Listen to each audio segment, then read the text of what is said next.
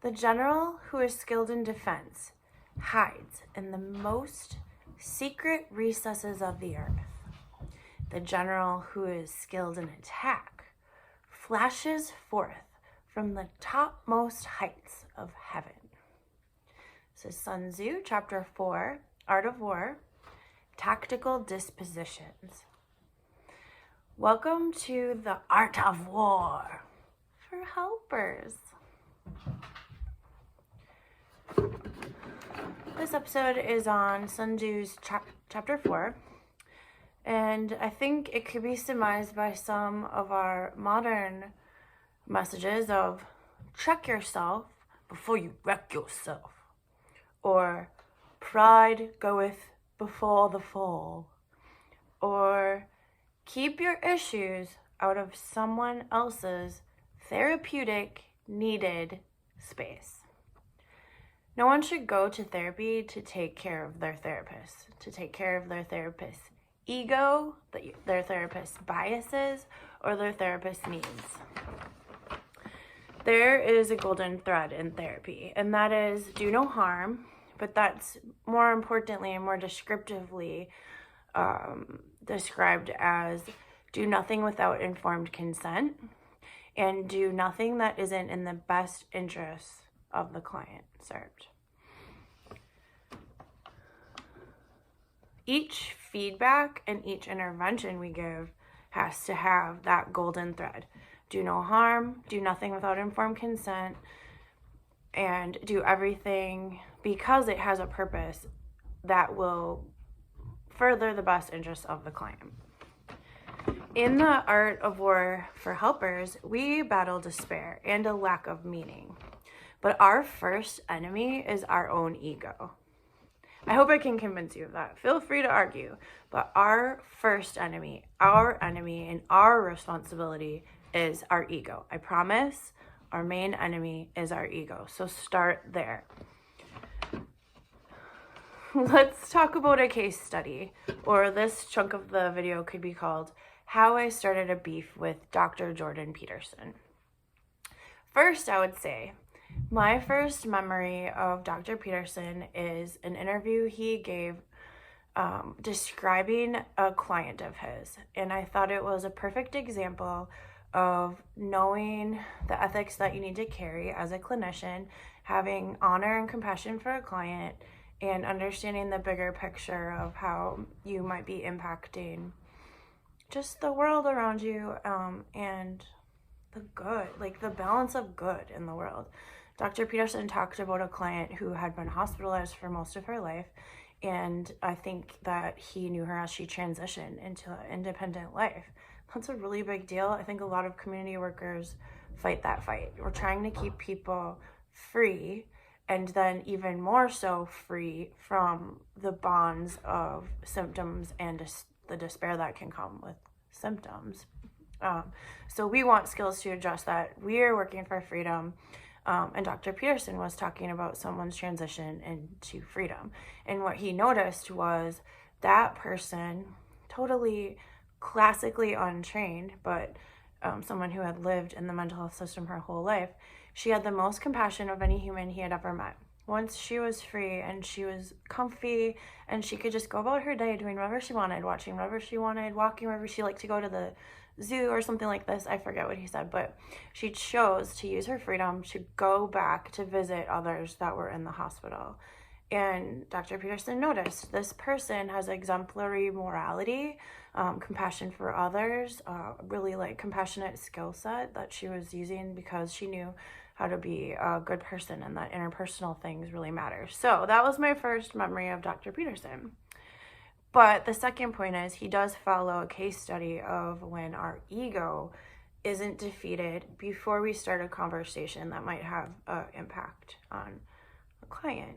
And so I think a good case study for us all is Dr. Peterson's, he really lost the battle against ego with Matt Rife recently. Matt Rife is a comedian and his life is rife with controversy.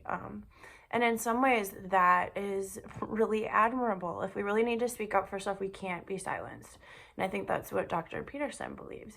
However, I think ego came into play in a conversation that was published between Dr. Peterson and Matt Rife, when Dr. Peterson's ego, I believe, and please visit the video yourself to see, but I think his ego was in the room and it said, me and Matt Rife, me, Dr. Peterson, and me, Matt Rife, are the same, and we're both being attacked in the same way, and we're seen as these bad boys of society for our free speech. Now, I think with ego out of the situation, and it just is what it is, that neither person is bad or a bad person. It's just a case example, but I think what the harm is, this is the third thing, the harm of this is just a minor little thing, but when ego is not defeated and brought into a session or a conversation like this, I think that what we now know in society is that what was supposedly probably happening there is Matt Rife was engaging in very kind of anti-relationship behaviors that were not going to benefit him. It was probably going to create distress for him, supposedly. We don't know. He's just very public with his relationships now and his interpersonal skills, so this is the case study that we have. But I believe that Dr. Peterson in that example aligned with Matt Rife's dysfunction.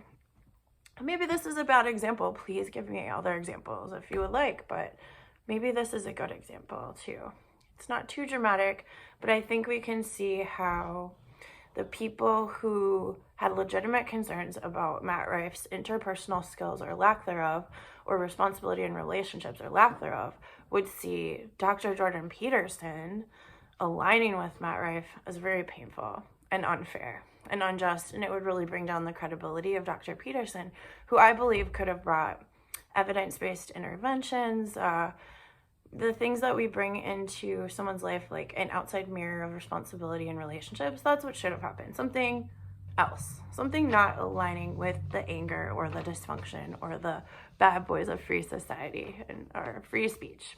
So I think that was a mistake, a small one, but we want to minimize mistakes. So let me explain how Sun Tzu is working on this with us and how helpers can get a lot from the art of war. So if we look at this from a selfish standpoint, because we're trying to battle our ego, right? So let's have a turn towards how does this benefit the self? So I just ask you to consider tort law.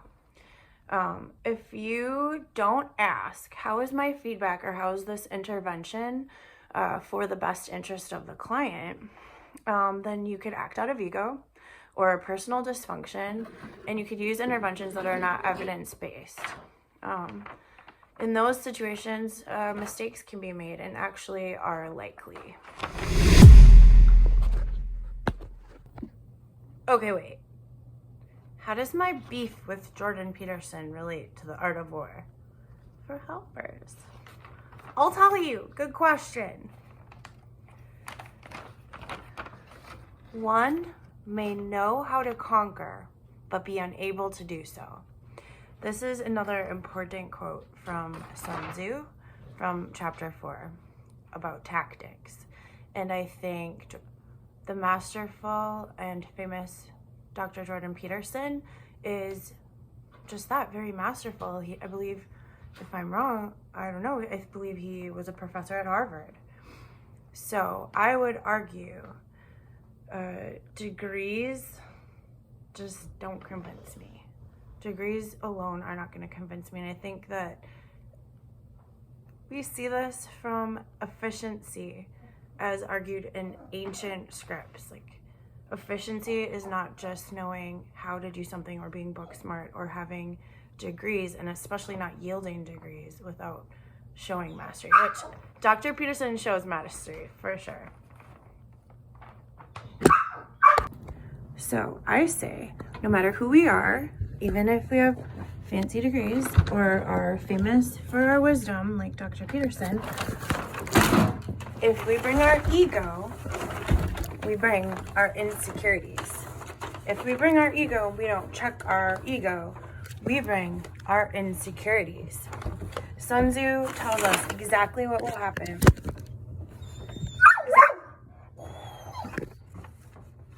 Sun Tzu tells us exactly what will happen if we bring our ego and our insecurities. No.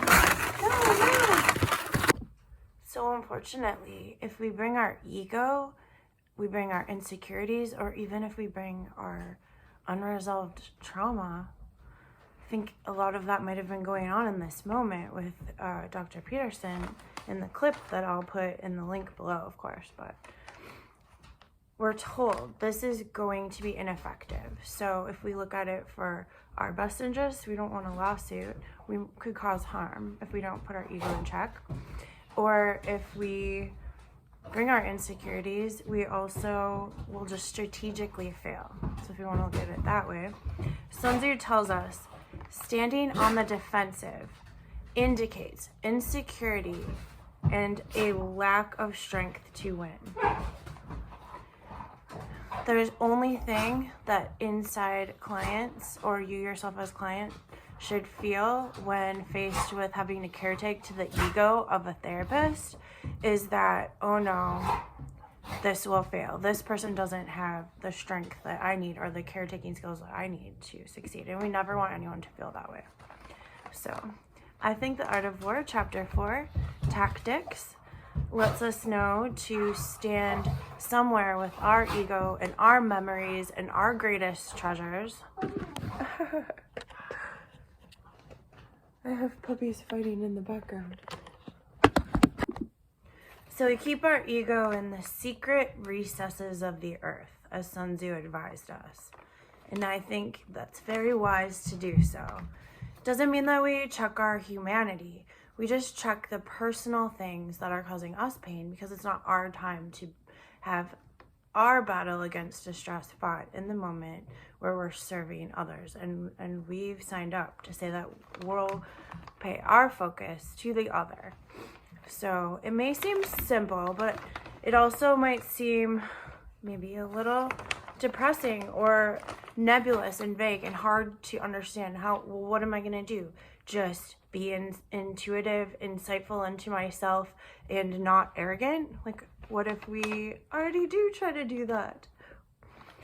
So what are some ways that maybe we could just, in a positive way, remember this, or in a lighthearted way, bounce this idea off the world around us, so that other people who are professionals and who are in very important positions in the lives of others would also play with this idea that the very first step is to fight our first enemy. Well, perhaps in that we are agreed all together that we're an army in the war against distress. And we're an army that fights to stand up for the honor of meaning in life and joy, sometimes in its best form. So I have, just to be playful with it, the 4 C's of checking our ego. Community. Creativity, competencies, and consistency. I once saw a presentation about the way we should think, if we're visual thinkers, about the relationship a mental health professional has with clients. And unlike other relationships, like, let's start out, each relationship is a triangle, just to make a picture. The first time a professional meets with a client, it's a triangle. And then the next time the professional meets with a client, it's a triangle. And then the next time it's a triangle. And we're supposed to think of it that way, because if you think of other relationships, maybe you meet the first time and you're a stranger and you don't know if you're gonna get to know that person. And then you sort of decide to, and then the relationship changes and you share private secrets, and like all these things happen, and everything changes, and you don't necessarily know what you're gonna get. And that's never what we should provide for clients. It should always be, I've cultivated a professional service and attitude and demeanor, and I'm going to provide it to you, and it will consistently be the same. It'll change if I use my community of supervision, group supervision, peers, ongoing learning. If it'll change because of that, maybe, but it won't change because I'm going to let that develop in an appropriate way or anything like that. I'm just always going to show up same,